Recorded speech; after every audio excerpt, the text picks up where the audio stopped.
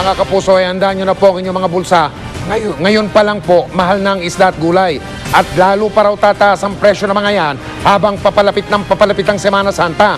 Nakatutok si Susan Enriquez. Live pa rin po ito mula sa lungsod ng Quezon. Susan? Mark, gaya ng inaasahan, nagsimula nang tumaas ang presyo ng ilang bilihin gaya ng isda at gulay habang papalapit ang Semana Santa.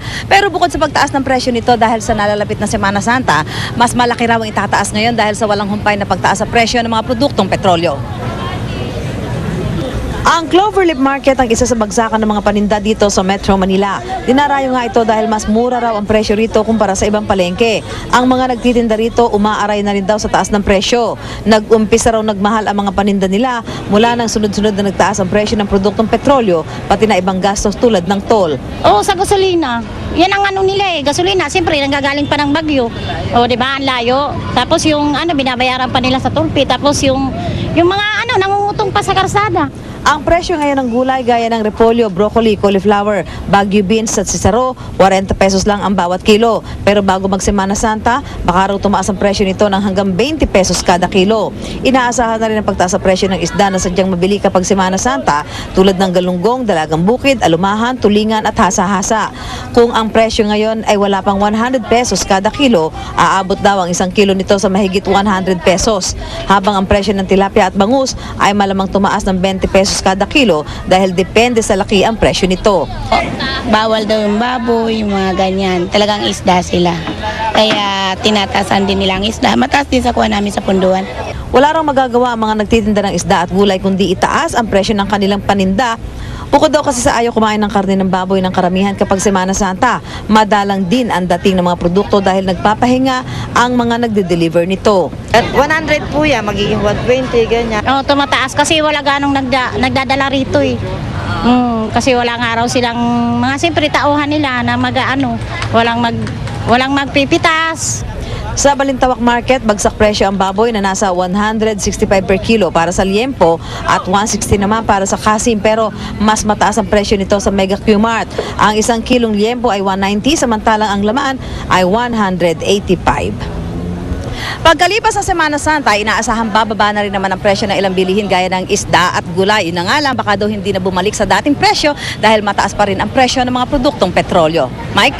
Paano yan, Susan? Hindi na tayo kilo-kilo, hindi na makayanan. Tingi-tingi na lang. Guhit-guhit na lang. Tingi-tingi at guhit-guhit na Yan ang tunay na namamalengke. Oo. At huwag kakalimutan tumawad. Kayo ng tumawad at bumili sa mga suki ninyo para makatawad kayo ng mas malaki. Yan. Maraming salamat, Susan Enriquez. Apektado na rin ang mataas na presyo ng mga produktong petrolyo ang presyo ng commercial rice. Muli namang iginiit ng National Food Authority na wala daw dapat ikabahala sa supply ng bigas sa bansa. Pero mas mainam daw kung tayo'y magtitipid. Nakatutok si Julius Segovia live mula sa Quezon City.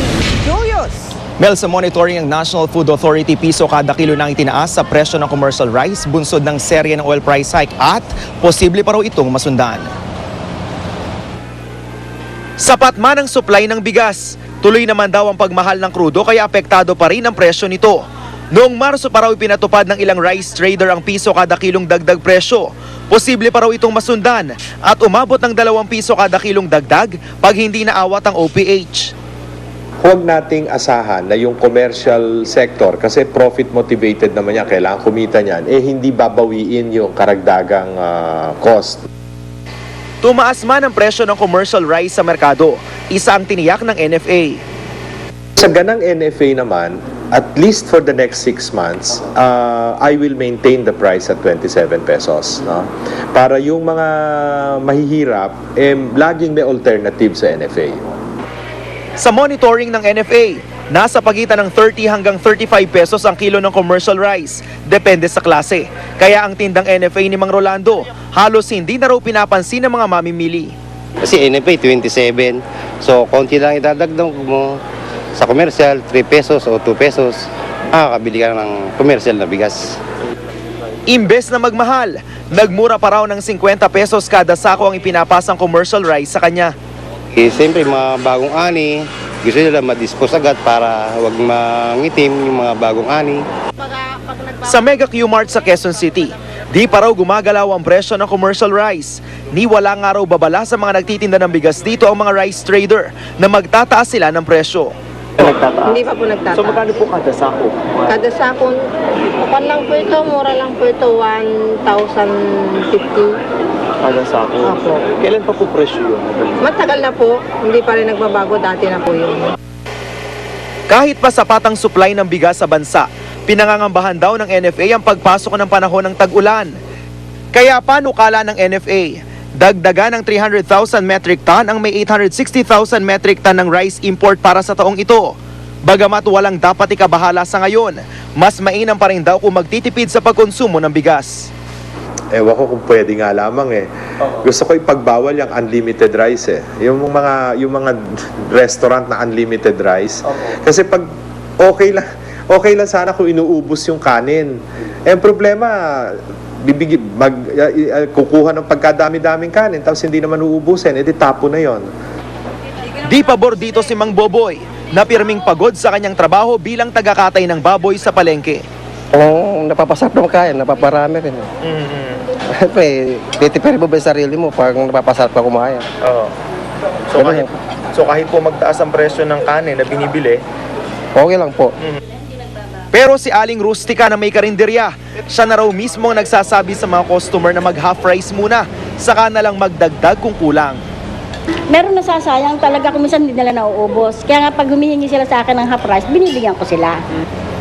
Samantala, Mel, dito sa Kamuning Market nananatili pa ring stable ang presyo ng commercial rice. Katunayan, may mabibili pa nga ritong 29 pesos na kilo ng bigas. Marami raw kasing supply dahil harvest season.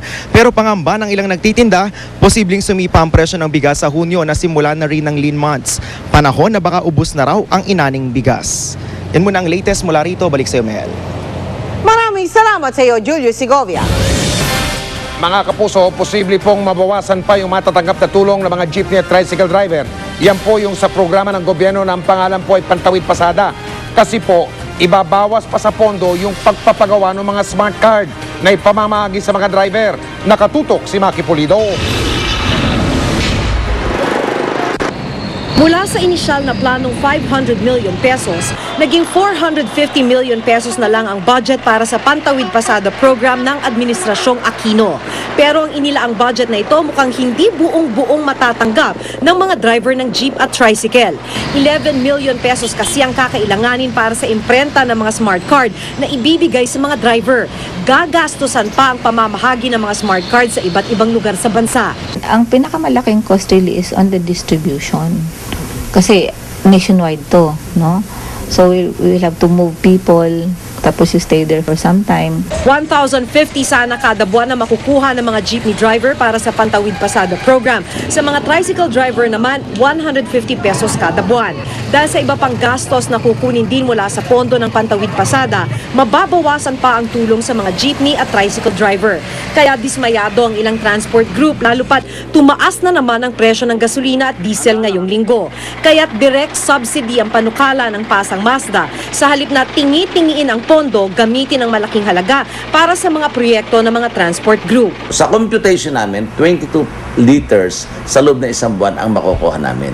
Ngayon, tumaas kahapon, baka 18 liters na lang makuha namin. At baka sa susunod, tumaas na naman to. Pagkatapos, puro pitas-pitas pa dun sa mga allocated subsidy amount na 450 million, babawasan na naman yan. Hindi ko maintindihan, ano ho ba ito? Giit ng Department of Energy, ginagawa nila ng paraan para hanggat maaari, hindi na sa 450 million peso budget kukunin ng iba pang operational cost para sa smart card. Ang tinitingnan lang namin na baka pwedeng isabay na dun sa ibang activities namin. So, ma-charge na yung ibang cost sa DOE and the other participating agencies. Yung cost of the card, but baka naman, kasi may nag-volunteer na to support. Sa mga terminal ng jeep ang inisyal na distribusyon ng mga smart card simula May 2. Ang mga driver o operator dapat may dalang ID, papeles ng prangkisa at registration, pati ang mismong jeep. Mali daw yung ginagawa namin na etong Pantawid Pasada kasi it's a form of subsidy. We agree with that po, but my problem is, paano habang hindi pa nag-a-adjust yung iba? Ipit na ipit po ang mga particularly the jeepney drivers. Pagkatapos ng big-time oil price hike kahapon, umaasa ang DOE, hindi agad ito masundan sa susunod na linggo. Ito'y kapag hindi na muling tumaas ang presyo ng krudo sa world market. Maki Pulido, Nakatutok, 24 Oras. Ngayong walang preno ang pagtaas ng presyo ng produktong petrolyo, may nakikitang pangmatagalang solusyon si Pangulong Aquino, ang mga electric o e-tricycle. Nakatutok si Rafi Tima. Ito ang mga e-tricycle na ibinida ni Pangulong Noynoy Aquino. Isa ito sa nakikitang long-term solution ng administrasyon para kahit papano maibsan daw ang hirap sa publiko dahil sa sere ng pagtataas ng produktong petrolyo. Alternatibo raw ang mga e-tricycle na sa halip na gasolina, baterya ang magpapatakbo. 20 e-trikes ang turnover ng Pangulo sa pamalang lungsod ng Mandaluyong. Katulong ang Asian Development Bank, magiging bahagi ito ng pilot project para makita ang kagandahan ng electric tricycles. Sa initial na trial run, sinabi ng mga tricycle driver, malaki ang katipiran ng e-trikes. 40 hanggang 50 piso lang daw kasi ang halaga ng pag-charge sa tricycle kada araw, kumpara sa gasolinang aabot ng 250 piso kada araw.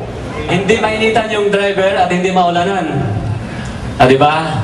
Tapos matipid pa siya. Yung 3 oras sa pagkakakarga ng kuryente ay halagang 45 pesos lang. Pagmamalaki naman ni Mandaluyong Mayor Benar Abalos dahil sa pagpapalaganap nila ng e-trike sa lungsod, ang Mandaluyong lang ang pang-4 na lugar sa buong mundo na magkakaroon ng public battery charging station.